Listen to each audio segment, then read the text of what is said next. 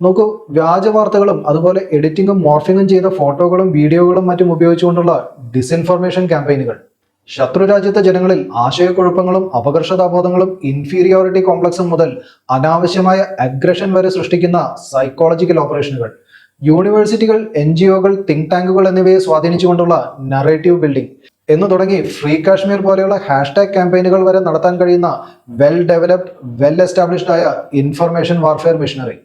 Social media പ്രചാരം നേടി തുടങ്ങിയ കാലഘട്ടത്തിനും വളരെ മുമ്പ് തന്നെ അവർ ലഭ്യമായ സങ്കേതങ്ങൾ കൊണ്ട് ഈ നറേറ്റീവ് ബിൽഡിംഗും സൈക്കോളജിക്കൽ ഓപ്പറേഷനും നടത്തി വന്നിരുന്നു. 90കളിലെ കശ്മീർ വിഷയം മുതൽ ഗുജറാത്ത് കലാപം വരെ എന്തെല്ലാം ഉദാഹരണങ്ങൾ. ഒരു കാലത്തും വലിയ സാമ്പത്തിക ശക്തി അല്ലാതിരുന്ന പാകിസ്ഥാന് ഇതെങ്ങനെ സാധ്യമായി? ഉത്തരം വളരെ ലളിതമാണ്. ആ രാഷ്ട്രം ഒരു ജിയോ പൊളിറ്റിക്കൽ പ്രോസ്റ്റിറ്റ്യൂട്ടാണ്. ആ രാഷ്ട്ര ശരീരം പണം കൊടുക്കുന്നവർക്കെല്ലാം വിറ്റ് കാശ് വാങ്ങിയാണ് ഇന്നും അവർ നിലനിൽക്കുന്നത്. പാകിസ്ഥാന് പണം കൊടുത്ത് ആ രാഷ്ട്ര ശരീരം വാങ്ങുന്നവർ അത് ഉപയോഗിക്കുന്നത് ഏഷ്യൻ ഭൂഖണ്ഡത്തിലെ അധികാര സുഖത്തിനു വേണ്ടിയാണ്.